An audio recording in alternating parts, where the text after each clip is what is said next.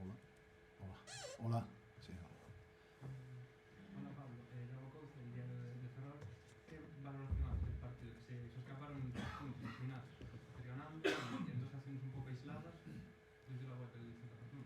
Sí, un partido que yo creo que teníamos controlado, 11 contra 11, yo creo que estuvimos mejor que el Celta B, fuimos capaces de quitarle el balón al Celta B en su campo, cosa que muy pocos equipos o ninguno son capaces de hacer. Tuvimos ocasiones, nos anularon hasta 2 goles, tuvimos situaciones y luego cuando teníamos un jugador más, yo creo que nos precipitamos por querer ir a por la victoria.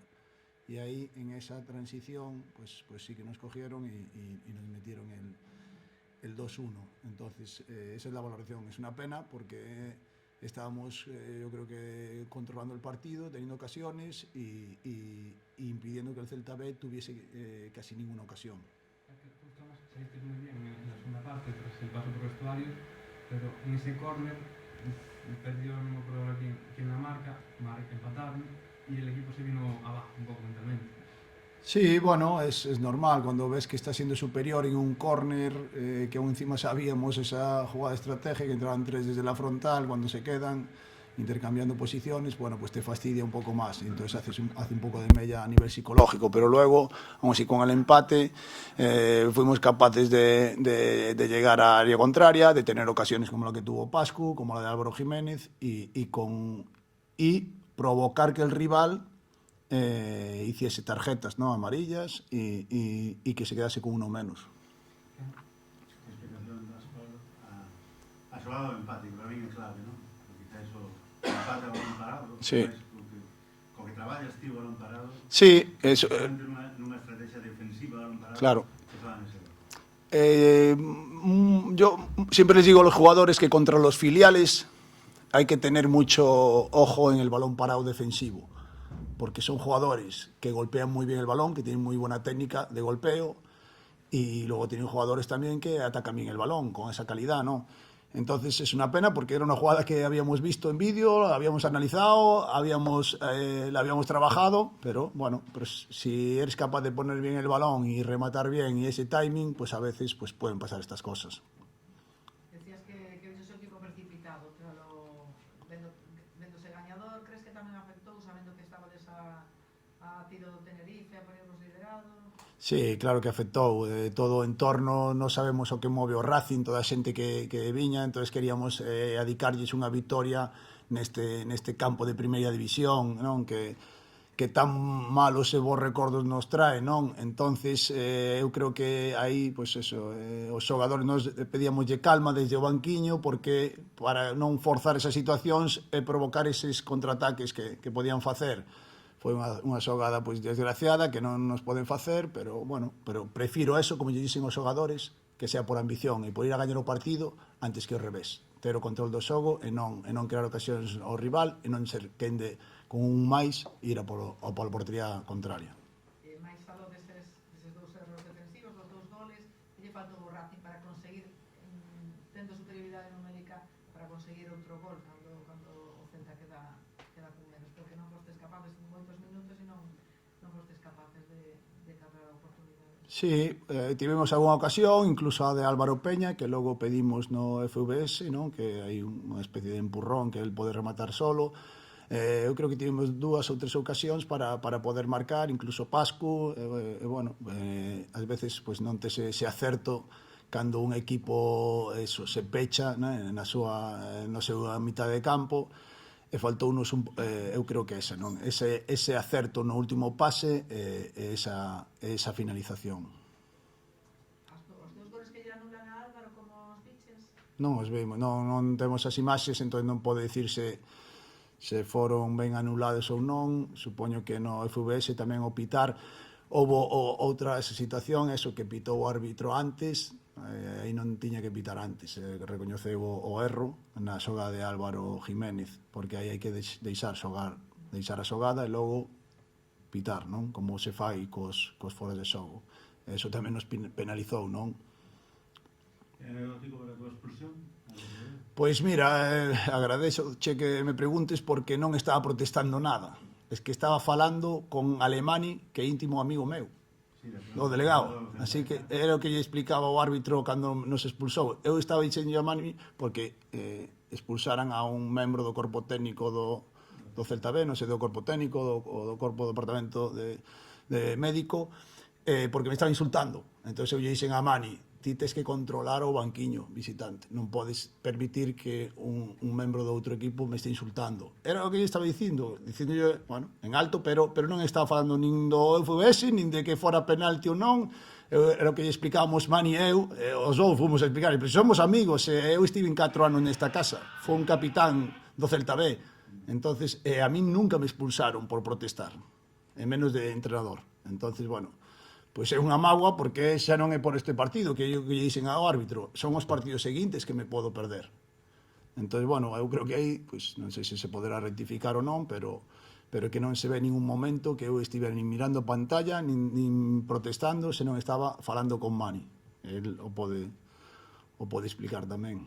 Esperanza de que poña algo na acta, tes algunha esperanza que ese cartón non implique expulsión, que se anule o cartón? Pois debería, porque todos cometemos erros, pero se eres capaz de darlle para atrás, que era o que lle dicía eu, Fernando, que estamos falando os dous. El lle estaba dicindo, Fernando, que non estábamos protestando, estábamos falando os dous, que somos amigos. Entonces, é unha mágoa que me poida perder partidos no banquiño e axudar o Racing por culpa dun malentendido, non? Entonces, bueno, pues rectificar de sabios, como se di, entonces esperemos que se poida rectificar. Agora digo que sobre todo tras traballo psicolóxico, porque o vestiario quedara tocado despois de como foi a remonta do Celta B e de que o filial superara con 10 xogadores o partido, sobre todo porque tiñades aí na man o liderato, que non é un objetivo inmediato, evidentemente, que é o objetivo na xornada 38, pero sí é un subidón, non? Poder ponerse de líderes agora ou poderse haber posto de líderes agora. Sí, era un condicionante máis do partido, un aliciente que tiñamos, pero non sabemos que temos que ir paso a paso, partido a partido. Se podes poñerte líder, pois perfecto, pero o objetivo é construir un equipo, ir partido a partido, compararnos ás veces con equipos, como o presupuesto de Tenerife, e con tantos xogadores que estaban do ano pasado, pois entonces eu creo que nós temos que facer o noso camiño e seguir traballando como estamos traballando, e non pensar máis alá. A última pola miña parte, mister, o plan de partido veuse xa baixo, despois do empate, ou máis ou menos desenvolveuse como tiñas previsto? Non, eu creo que estivemos ben tanto a nivel defensivo, que fomos quen de presionar arriba e roubar balóns e que non nos progresaran, como logo a nivel ofensivo, non, buscando esas situacións de centro lateral, de chegadas e incorporación desde atrás, de balón parado, que tivemos unha ocasión tamén como a de Ander. Eu creo que o plan de partido saiu ben, eu creo que fixemos un bo partido. O malo é o resultado e esas dúas situacións que nos penalizaron tanto. Unha pregunta, na expulsión de cando lle quita o segundo cartón a Gavián, esa revisión que pediu o Celta? Sí, pediulle, pediulle o Celta.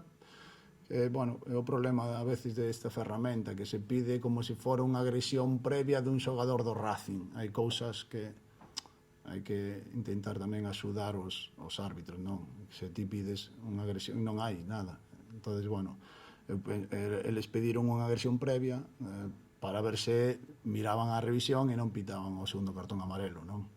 É igual que coa revisión que pedimos nós, que sí que non la aceptan, pero aceptan tarxeta amarela. Eu, ás veces, eso non o entendo. Xa nos pasou en Lugo. Se un xogador lle pega unha patada a outro xogador sen estar o balón en xogo, para min é tarxeta vermella, pero se interpreta de outra maneira, non hai forza excesiva, pero se ti lle das unha patada a un xogador cando o balón está no outro lado, é unha provocación.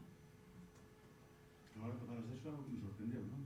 Que entre o FVS e digamos unha amarela, se falta, pois era para vermella. Xa nos pasou en Lugo, un pisotón a Ander, nos pasou en Lugo, nos pasa hoxe. Non solemos protestar, eu non solo protestar, pero ás veces parece que se protestas te fan máis caso, non? Mister, máis algo do partido, que a realidade é que apenas pasaron cousas punibles, entendes que esta ferramenta o FBS fai que todos os partidos teñan un grado de tensión muitísimo máis alto do que era normal na categoría? A ver, eu creo que é unha ferramenta útil no senso de que se poden corrixir erros que non os aprecia o árbitro no momento. Eu creo que é unha ferramenta que está en desenvolvemento, que vai ir a mellor. Por exemplo, digo o tema dos goles. Cando son goles tan claros, non entendo que se vayan revisar, pero eu supoño que os seguintes pasos serán pois, esos goles non revisalos ou que os revisen os cuartos árbitros. Pero dentro de que é unha ferramenta que se utiliza ben, pois axuda, porque ás veces os árbitros poden cometer erros nunha situación desa e poden corrixilo.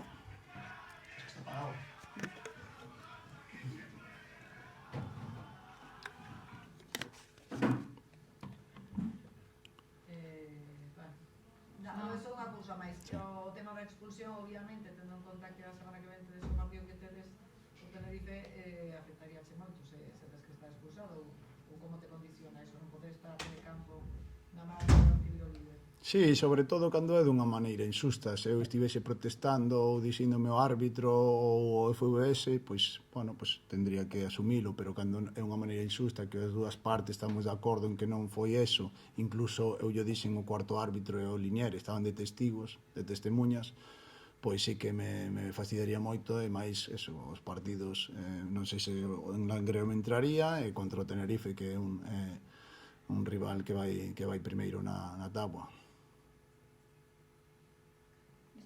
Muchas gracias.